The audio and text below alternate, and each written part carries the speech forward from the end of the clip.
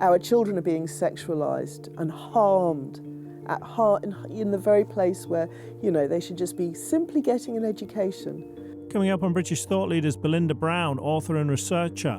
Belinda talks about her recent investigation into sex education in schools. This is what your kids are seeing, and that's why I did this investigation. I want the average parent to know this is what your children are getting at school, and they just don't know. She discusses the powerful influences behind what schools teach about sex.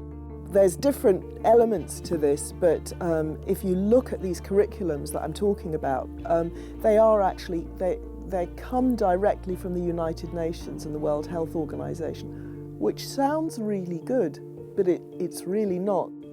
I'm Lee Hall. This is British Thought Leaders.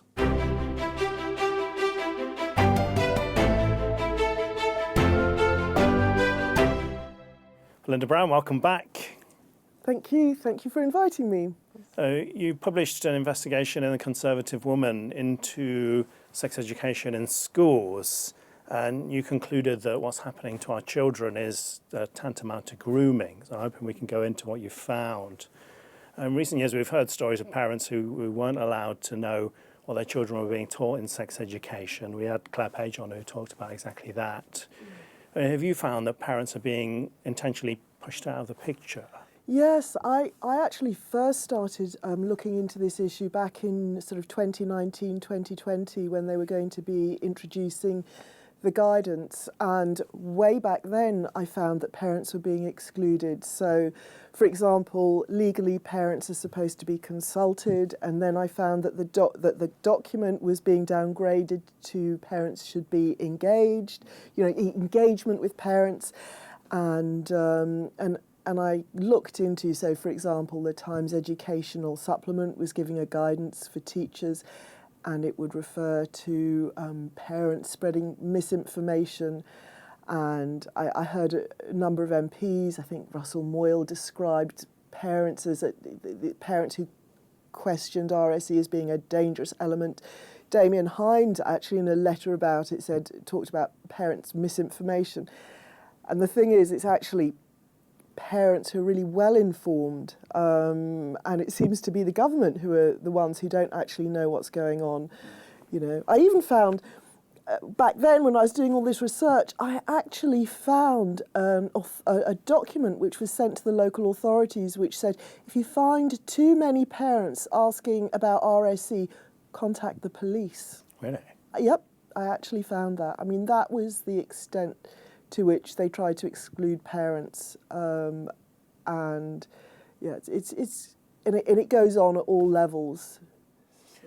So. Would that push coming from the government, would you say? Yes, I think it was coming from the government. I mean, you know, I think different people might push it for different reasons. So you'd have the government might be pushing it because actually it's just not practical to take into account parents' attitudes. I mean, legally they're supposed to, but it's difficult for schools to do that. So they might be pushing it for that reason.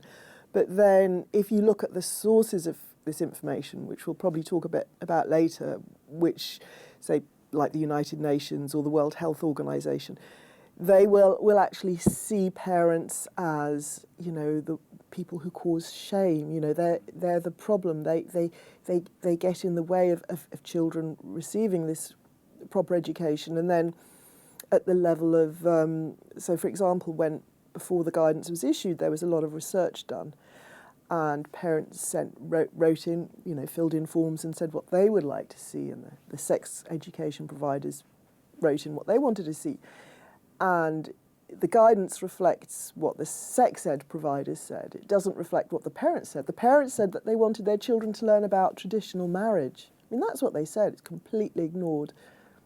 So, yeah, it's many different levels for many different reasons. We saw last month the Education Secretary send this letter to schools saying they have no excuse now to not share the sex education material with parents. Do you think that's going to make a difference, or do you think schools will push back? I think that it's going to take a lot more than that, because as we saw with the issue with Claire Page, it's it's the sex education providers who are saying, no, the parents can't see the material. And they're claiming that this is for copyright reasons. Actually, it wasn't copyright reasons. When I read the report which the New Social Covenant Unit produced, they had copies of the letters, and they said, well, we don't want the parents to see the material because they're not going to like it, you know. So that's the reason. So the sex ed providers will find ways, I think, of saying, no, parents can't see this material, and I think there's going to have to be something. I'm not quite sure what needs to be done to make sure that parents do see it. I think parents are going to have to really make a big fuss, really put their foot down. You know, we had a recent review of sex education. The government hasn't even allowed us to see the upshot of that. The government is still practicing a great deal of secrecy, and Gillian Keegan's letter is definitely not enough to change things, no. The big question, and what your investigation largely focuses on, is what are schools teaching that they don't want parents to know about? They tell children about everything, you know, all kinds of extreme sexual practices. I mean, I studied a lot. It's the main teacher training handbook by Hoyle and McGeaney, and it really covers quite an extreme range of practices. And shocking. I mean, I was quite shocked. But I think almost just as dangerous or more dangerous is that there's this sort of underlying messages which are going through it. So, for example, the age of consent is absolutely disregarded. So, you know, they're teaching children well below the age of consent all about sex, having, you know, sexual activity. But they're actually eroding the concept of the age of consent. They also erode the meaning of virginity. So there's no such thing as virginity. They say virginity is a myth, virginity is a silly concept. So it's like everything just becomes blurred, so there's no boundary. And what becomes important is giving consent. And the thing is that consent can be manufactured. There was a book called Manufacturing Consent, and this is the really great risk. Consent is the big thing, and of course there's absolutely nothing wrong with consent, absolutely not. But there should also be boundaries to this. It's not just about consent; it's about lots of other things as well. So. You know, and there's also, of course, which I didn't, you know, actually in that investigation, I didn't talk much about the trans thing because, for example, Policy Exchange did a great report on that called Asleep at the Wheel, and it's such a huge and vitally important topic. I was like, if I get into this, I'm going to be writing, you know, 10 blogs, 20 blogs, you know, but you know, from really young ages, they're teaching children that they can choose their gender. From really young ages, they're teaching children about masturbation. They're sexualizing children. You know, I found activities in the guide where they're encouraging children to give each other hand massages, which sounds really innocent. But if you've got 13-year-old boys and girls giving each other hand massages, telling each other whether something feels good or not, that's eroticizing a relationship at a too young an age. It's so there's there is a lot of really not quite like sort of massively inappropriate stuff being taught, and the real shame of it is actually you could be teaching children such wonderful things. I mean, if you look at, and I'm only learning this at my age of life, there's, you know, female fertility and the whole, I think it's natural fertility methods, you know, but what I want to say is you can actually teach young women to get to know their bodies in ways which are enormously fruitful and beneficial for those young women, probably the same with boys. And I'm not just meaning the basics of periods, I'm talking about hormones and how the body works and all kinds of things. You could teach them that. You could be teaching young people about fertility, you know, for example, fertility, young women's fertility significantly drops at the age of 32. You know, yes, it carries on for a while after that, but we don't teach young people how, you know, how precious and how vulnerable fertility is. And then you end up with women at the age of 38 finding they can't get pregnant and going through the absolute trauma of, you know, sort of taking the artificial route. And we could be teaching children about building relationships. We could be teaching children about the value of not engaging in sexual activity. I mean, we could be teaching them, you know, actually it's really great. Louise Perry was good on this. Hold off having sex, because during that time you can build an amazing relationship with this person you're interested in. If you could just manage to resist all of that, your relationship's going to come out a lot stronger and a lot better for it. So many really valuable things we could be teaching children about this whole area of you know, procreation, reproduction, and instead we're focusing on this really bizarre sexual practices. And I kind of end up with a feeling of, what's up with these people that they feel the need to engage in all these bizarre things? You know, I feel like we've got people who've got serious issues writing material for our kids. You know, what is it with these people that they're talking about sadomasochism and choking? I saw something, wax play. I mean, who knows what wax play is? But, you know, all these bizarre things, these have got to be people with serious problems that are actually in the business of educating our children. I think we all know teachers, and you know they're great people, and it's hard to kind of fathom how something this sinister is happening in the classrooms. Could you talk to us a bit about the third-party providers and how that all works?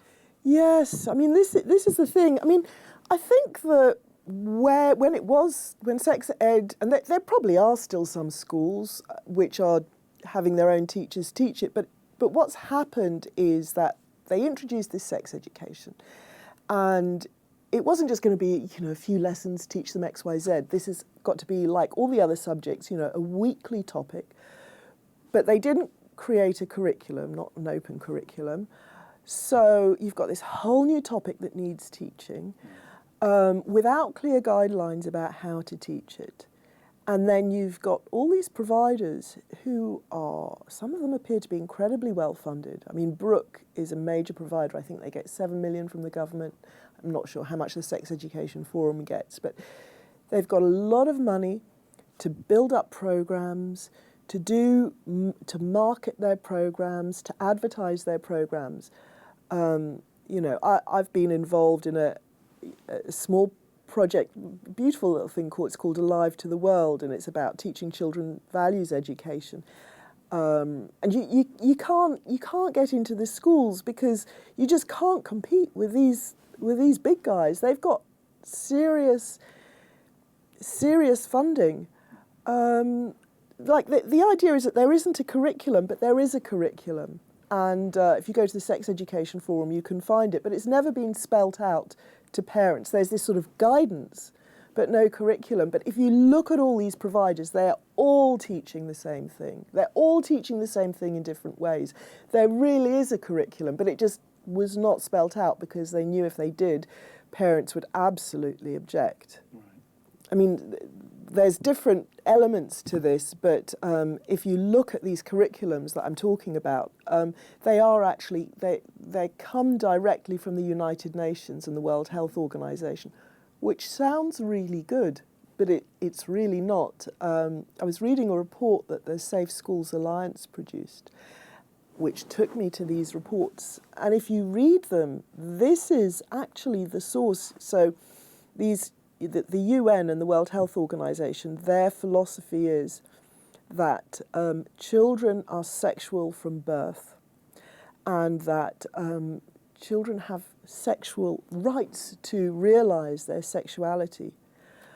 And this is a very strange thinking, and what it means is that providers can freely sexualize children because they're seen as already sexual. And it kind of, And so if you read these things, I mean, this Safe Schools Alliance report, it's quite an eye-opener, because they are literally from the youngest ages teaching, this is where it comes from, this thing of teaching 4-year-olds about masturbation, for example. It's actually, and you can see, if you look at the Sex Education Forum, the curriculum that they've developed for themselves, it actually comes straight from the United Nations, UNESCO, I think it's UNESCO, World Health Organization. And I've looked across a number of these providers, and you can always find this UNESCO link. So that is a really significant source of it. I hope that we can push back on it. I think it's a tough one. I think parents need to wake up to what's going on. I was quite interested. Did you hear about this Candy Kittens thing? No. Okay. It kind of went a bit viral on Twitter. A parent discovered a packet of sweets on a supermarket shelf that was advertising, it's Candy Kittens, and it was advertising a Netflix series that was for over 18s. And this Candy Kittens packet of sweets actually contained condom-shaped sweets. And it was, really. And it was in the shelf with all the other sweets. And it had links to advertisements where you saw a boy and a girl in bed with each other. And it had these links to the Netflix sex series. And this went viral. And within 2 weeks, I think, it's just been a couple of weeks, those sweets have been removed from the shelf. And I just thought, well, good on all these parents, but your kids are getting stuff that's much worse than this at school, How are we going to get rid of that? And it's just, somehow, it's getting the awareness out there. This is what your kids are seeing. And that's why I did this investigation. I want the average parent to know this is what your children are getting at school, and they just don't know. What effects do you think this early sexualisation and the other stuff you were talking about, the transhumanism, will have on children's development? People who are pushing this, they have a specific agenda in mind. They want the breakdown of the family. They want the breakdown of heterosexuality. They want the breakdown of normal relationships. Smash heteronormativity. Smashing heteronormativity. And I think that, a lot of what we see happening in schools is what you might call non-contact child abuse. And they do say that child abuse causes sort of body dissociation. So kind of child abuse in itself could lead to this gender dysphoria, where you don't feel your body is separate from yourself. So, what they're doing, I think, what they're teaching kids will, without a doubt, increase the number of children suffering from gender dysphoria. I mean, I think the whole phenomenon actually is created. The evidence shows that in the course of normal life, a child with gender dysphoria, I think very, very high percentage will grow out of it by the time that they're 16. They grow out of it. But what we're doing is, what schools are doing is capturing this gender dysphoria and running with it and elaborating it and exaggerating it. So, we'll see a lot more gender dysphoria, we'll see a lot more children who tragically are mutilated. I mean, this shouldn't be allowed. I mean, I think we have more age restrictions on surgery than they do in the States, but, putting kids on hormones is enormously damaging. And then shortly after that, they're going and having surgeries. You might be late teens, early 20s. You'd be legally allowed to, but you're not really fully. It's still too young. This is all being done with a purpose. I mean, that's plenty of evidence. And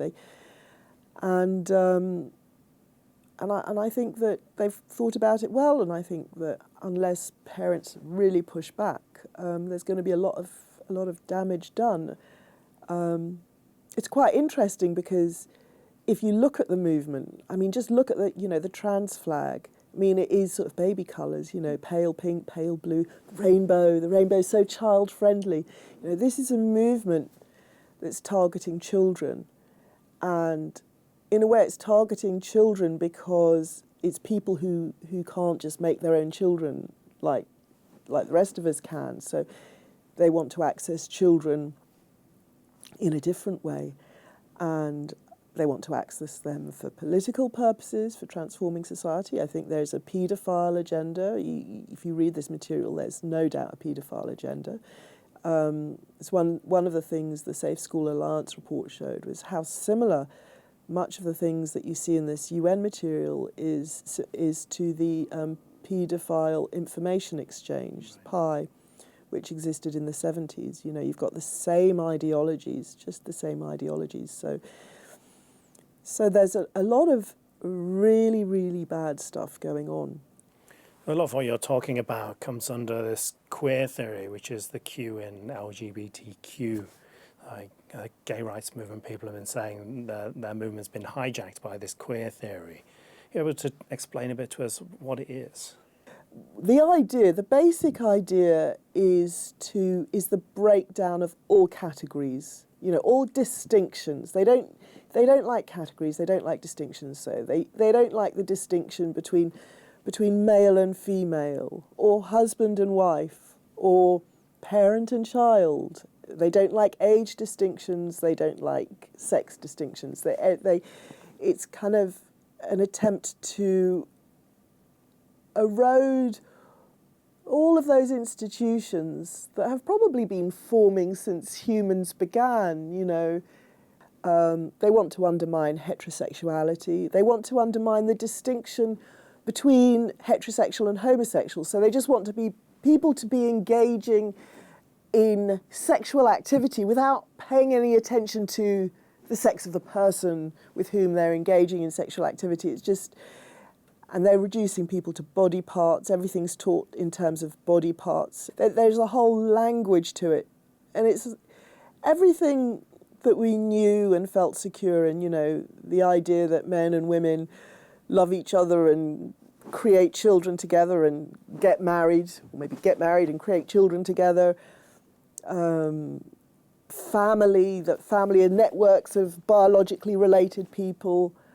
All of that, they just want to smash it, you know, Ellie Barnes, smash heteronormativity. That's what queer theory is about, absolutely eroding all of that. And I think it also, when you fundamentally destroy people's identity in that way, you kind of can get power over them more easily. They become more vulnerable to ideologies and that sort of thing. If you erode their most basic identity, which is what you do when you tell a child you don't know what sex you are yet. You know, you might think you're a boy, but that's nonsense. You weren't born anything. You have to decide what sex you are. You're eroding the most absolute basic building block of identity. So you're creating generations of incredibly vulnerable young people. And I think this is something that hasn't been thought through by parents properly, or even by teachers. I think, you know, things can sound nice on the surface, you know, it's about tolerance and acceptance, but what they're not thinking about is how they are eroding the basic building blocks of building up identity and of building relationships. And one of the things that has concerned me quite a lot is that, is friendship. You know, I think friendship, you know, that sort of platonic agape friendship, that is something incredibly valuable and incredibly important. And I think with this whole sexual thing, what you do is you potentially sexualize every single relationship. There's no longer, you know, I grew up in an age where, I suppose I went to an all-girls school, which perhaps made boys seem slightly more exotic than they needed to. But it's like you've got your friendships, and then there are boys, and that's sort of slightly, you know, that's more to do with sort of sex or something. But now you're growing up in an environment where kids could start thinking that their best friend was a potential sexual partner, which has tragic implications for friendship. Because, you know, friend doesn't mean you can't. Of course, you're your husband or, is your absolute best friend in the world. But non-sexual friendships are something different, and they're incredibly important and they're incredibly valuable. So that's something else that's going to be destroyed. So we're really talking about very serious levels of destruction. So we better fight back, to hold our children, keep our children out, have strike days or something. So what can parents do that want to do that? Yeah, I kind of dream of parents saying, we're not going to send our children into school until you get rid of all this sex education material. I'd like to see strike days, unless this type of sex education stops completely, unless this completely stops. We're not taking, our children aren't going to school this week, or, I think it needs sort of mass action. We need parents to recognise how serious this is and to all step up, not just one or two parents, but we need to put our foot down. This is our kids, and you're going to keep out of, stop grooming our children for your own sexual predilections and perversions and ideologies, whatever the reason is. Our children are being sexualised and harmed at heart in the very place where, they should just be simply getting an education. So, that's because I'm that sort of person. They're probably, that's what I'd like to see, but I think just also knowing what's going on, talking to other parents, building up networks. I think this is something that, because parents are all being sent out to work so much, that networks between mothers that used to be quite influential has probably been weakened. But I think parents just have to be a lot more vocal, really. And in terms of the government, do you think they're doing enough, and is it the right kind of enough? I don't think they are. I was today I was looking at Claire Page's tweets, and, the government, they don't look like they really want to change things. They're still talking to the people who are responsible for absolutely the worst elements of what's going into our schools. I suspect they're sitting there trying to work out how to do it in a way that parents won't know about it. I don't know. At the moment, I don't know who's pushing it. I'm guessing that it's civil servants. I'm guessing that you've got a lot of really ideological young people, and they've got their own ideas about what's important. They're very young, so they might not themselves have children, and they might just come into it sort of with a negative view of parents. And I think they're working out how to push this stuff into schools. They've got this brave new world vision of how things should look. And I absolutely don't think the government are doing enough. I haven't seen any evidence of it. I think there are some wonderful people in government, Miriam Cates and Nick Fletcher, they've done some great work, and there are various other people who are, John Denning, there are some people who are pushing back, doing great stuff, but I haven't seen evidence that the government are taking this seriously. Belinda Brown, thank you for joining us on British Thought Leaders. Thank you so much, Lee, for inviting me. I really enjoyed talking to you. That's great. Thank you.